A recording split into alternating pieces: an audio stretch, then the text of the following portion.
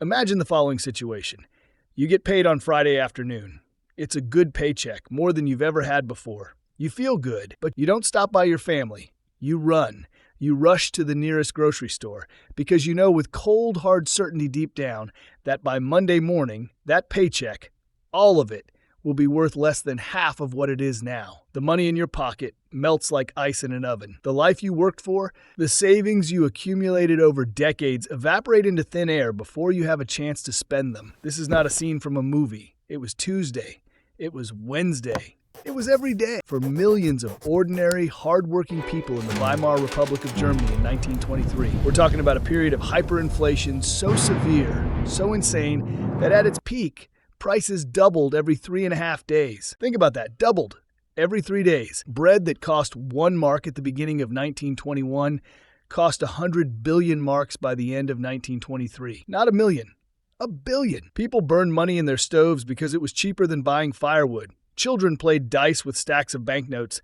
A lifetime savings disappeared between morning coffee and lunch break. It was a complete and total collapse of reality, a financial apocalypse that destroyed society and paved the way for the darkest chapter of the 20th century. And I want you, sitting here watching this video, in comfort, perhaps skeptical, thinking that will never happen here, to understand one thing. Every person who lived through that hell thought the same thing in the years leading up to it. They trusted the system.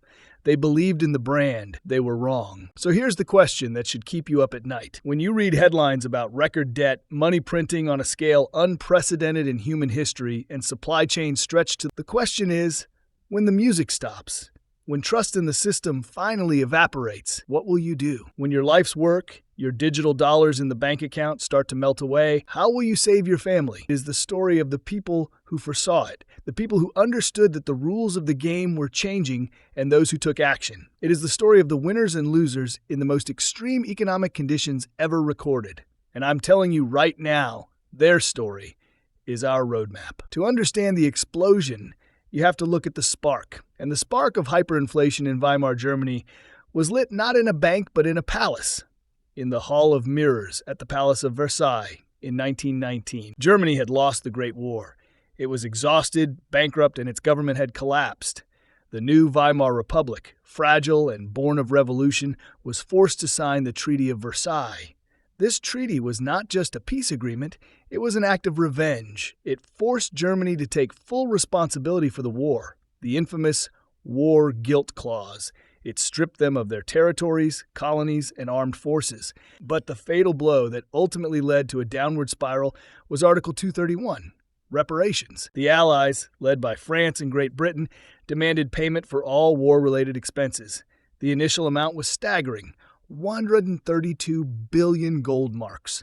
For comparison, this was about 3 times Germany's entire pre-war GDP. It was an impossible sum.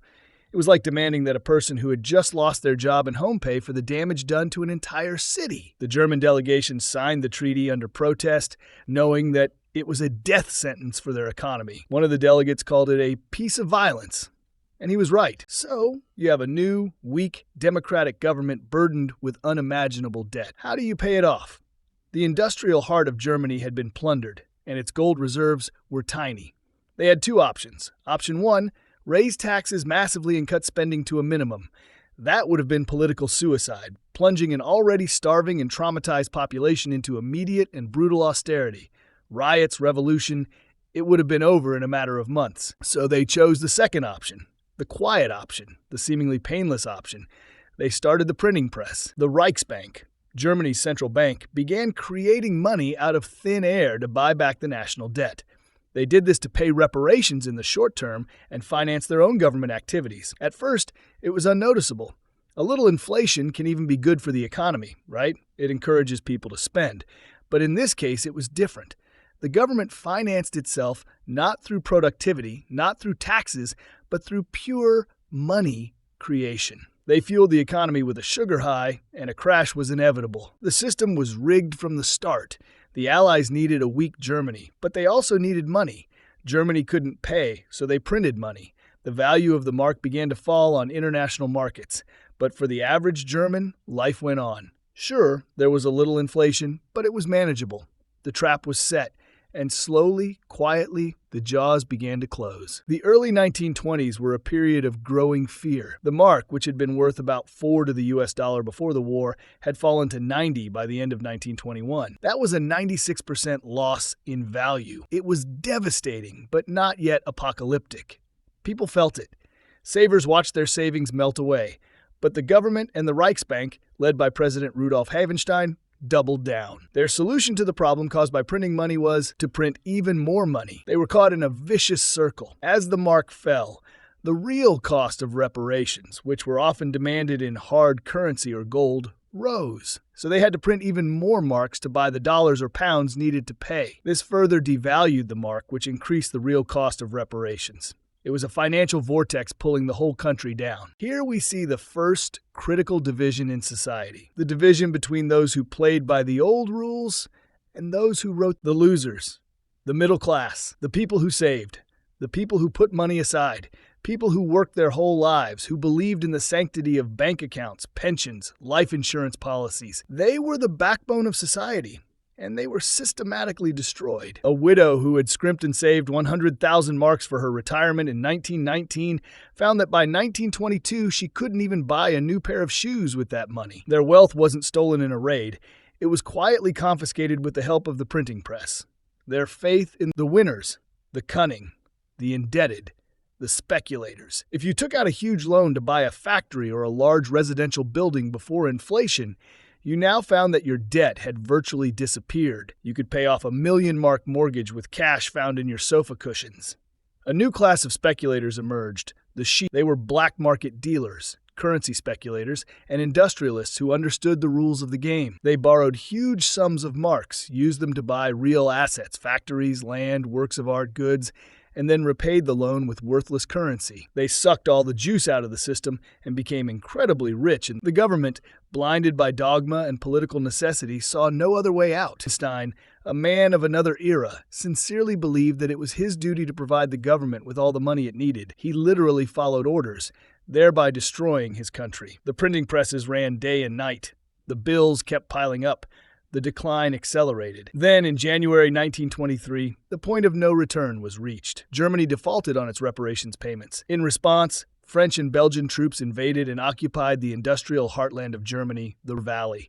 They seized their payment in kind, in the form of coal and steel. The German government, in a fit of nationalist rage, called for a campaign of passive resistance. It called on the workers to strike and promised that the government would pay their wages. But with what?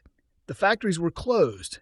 They were not producing anything. There was no income. So, how did the government pay the striking workers? You guessed it. It printed money. This was the moment of hyperinflation. The money supply skyrocketed exponentially. At the beginning of 1923, the largest denomination was a 50,000 mark note. By August, it was 100 million marks. By November, it was 100 trillion marks. Life turned into a surreal nightmare. Wages were paid daily, sometimes twice a day. Workers were met at the factory gates by their families, and they literally ran to spend their money before it lost even more of its value. There were no prices on cafe menus. You were told the price when you went to pay, as it had changed since you sat down. People went shopping with wheelbarrows full of cash. There is a famous photograph of a man who stole a wheelbarrow loaded with billions of marks. He left the money and stole the wheelbarrow. It was more valuable. A stamp for a simple letter ended up costing 50 billion marks. The social contract was torn to shreds. A whole life lived in thrift, and hard work became a joke. The moral world was turned upside down. Speculators flaunted their wealth in nightclubs while professors and artists went hungry. Pensioners, who were a symbol of society's promises to its people, were forced to beg for alms or burn their furniture to keep warm. Anger and humiliation grew. It was not only an economic crisis, but also a spiritual one. It gave rise to a deep, poisonous cynicism toward the democratic government of Weimar, toward the system, toward the very idea of a rational world. It created a vacuum, a desperate thirst for order, a savior, someone to blame. So, how did people protect themselves in this turbulent situation? The answer is simple, and that is the whole point of this video. They abandoned cash and switched to real assets. The Weimar wealth strategy was not about picking the right stocks or timing the market. It was about understanding one fundamental, brutal truth. The currency itself was the people who preserved their wealth and even multiplied it did so by abandoning the dying mark at every opportunity. They understood that value had to be stored in something that the government couldn't print at will. Foreign currency, the most direct route to salvation. Anyone who could get their hands on US dollars, Swiss francs, or British pounds was effectively on another planet, financially immune to the chaos. They lived in a parallel economy. A few dollars could feed a family for weeks. The salaries of those who could get them were paid in dollars. It was the perfect refuge. Material assets were at the core of the strategy. Germans rushed to exchange their rapidly depreciating marks for anything of lasting value. Real estate, land and property. Land cannot be printed. A building, even if it needed repair, was a real asset that could be used or rented out. Stocks, but not for dividends. Company stock prices in marks soared not because the companies were necessarily thriving, but because their assets, factories, inventories, were real. A Siemens or Bayer stock was a right to a physical object, not a promise of future payment in worthless currency. Basic commodities, canned goods, soap, coal, wine, tobacco, shoes. People began to accumulate useful goods rather than money. They became their own banks. A shelf of canned goods was a more reliable savings account than any financial institution. Art and precious metals. Gold and silver coins, of course, retained their value perfectly. But the same was true of paintings, jewelry, rare books, anything that was scarce and desirable outside Germany. Speed was the key factor. You couldn't hold on to cash. As soon as you got money, you had to turn it into something. Anything. Real. The most successful players were constantly on the move. Selling a product, receiving marks, immediately using the marks to buy hard assets, and so on. They were running a race against the printing presses, and the baton could never be the currency itself. This was not investing. It was financial triage. It was a desperate daily struggle for survival, and the rule was simple. Own things, not promises. Hyperinflation was finally stopped at the end of 1923. Not by a miracle, but by a brutal surgical monetary reform. A new currency was introduced, the Rentenmark. It was not backed by gold, but by a fictitious mortgage on all of Germany's land and industry. It was a psychological masterpiece. The man behind it, Weimar Germany, essentially convinced a frightened population to trust this new currency by strictly limiting its supply and refusing to use it to finance the Rentenmark held. The bleeding stopped. Almost overnight, the madness ended, but the patient was left with indelible scars. The social and psychological consequences were deeper than any financial statement could show. The middle class, the foundation of any stable democracy, was financially destroyed and spiritually humiliated. They never forgave the Weimar Republic.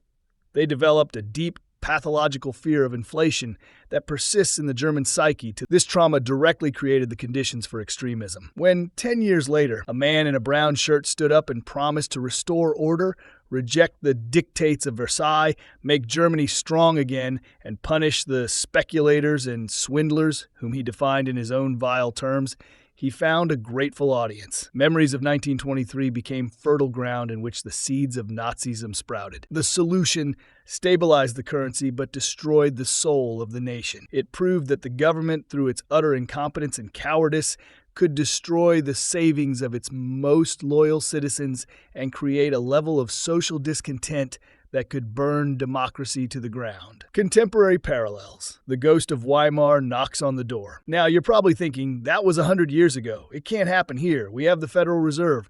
We don't pay reparations. And you're right. The circumstances are different. But the basic mechanisms are strikingly familiar. It's not about a complete repeat, but about recognizing patterns. Look at the numbers. Since 2008, and especially since 2020, the money supply in the U.S. and other Western countries has skyrocketed to levels that are unprecedented outside of wartime. We have printed trillions and trillions of dollars, euros, and yen. We did this to prevent financial collapse, to finance stimulus measures, to support the system. We are not in a state of hyperinflation, not even close, but we are playing with the same fire. The cause of hyperinflation is always the government monetizes its debt. This happens when the central bank becomes the lender of last resort for a government that spends far more than it can afford. Look at our national debt. It's such a large number that it has become an abstraction. It's a Versailles-level burden placed on future generations. And how are we dealing with it? Essentially, we are using fiscal suppression and at times outright monetary financing. The Weimar scenario is no longer a dusty history lesson. It is a warning. When confidence in the currency begins to wane, the same thing happens. People start to flee to real assets. We saw this in 2021 when prices for housing, lumber, and used cars skyrocketed and a craze for meme stocks and cryptocurrencies began. It wasn't just stimulus checks. It was a desperate search for truth. The gap between the asset-owning class and the wage-earning class is widening into a chasm. Sound familiar? Savers who keep their wealth in cash or low-yield bonds are seeing their purchasing power eroded by inflation, which is officially 3 to 4%, but actually feels much higher. We are not in 1923, but we are perhaps in 1921, in the early stages, a period when the average person still trusts the system, still believes that central banks are in control. So, what can we learn from this terrifying story? 3 clear, practical conclusions. Conclusion number 1. Currency is not your friend. Your dollars, euros, or pounds in your savings account are not wealth. They are a claim on wealth, a promise made by the government and the banking system. In a crisis of confidence, that promise can be broken by devaluation. Your number 1 financial priority should not be to accumulate more currency units, but to convert them into something that cannot be printed. Conclusion. Number 2. Debt is a double-edged sword. In a stable environment with low inflation, debt is a burden. In a high inflation or hyperinflation environment, fixed-rate debt becomes a powerful tool. You repay the loan with money that is worth much less than when you borrowed it. The industrialists of Weimar knew this. That is why many of today's ultra-wealthy people have huge, low-interest debts on their real asset portfolios. They are playing the same game. Conclusion number 3. Financial literacy is your only real protection. The people who survived and prospered in Weimar Germany weren't the strongest or the hardest working. They were the ones who foresaw the invisible tax of inflation and took steps to avoid it. In our complex world, financial literacy is not a hobby, but a survival skill. The warning is this: the path from a stable currency to a worthless one is not a cliff, but a slope. It is a gradual process of undermining trust, justifying the printing of money, and postponing the solution to the problem until one day the road ends. The transition from high inflation to hyperinflation is a psychological phenomenon, a loss of faith. And once faith is lost, it is almost impossible to regain. I am not telling you this to scare you.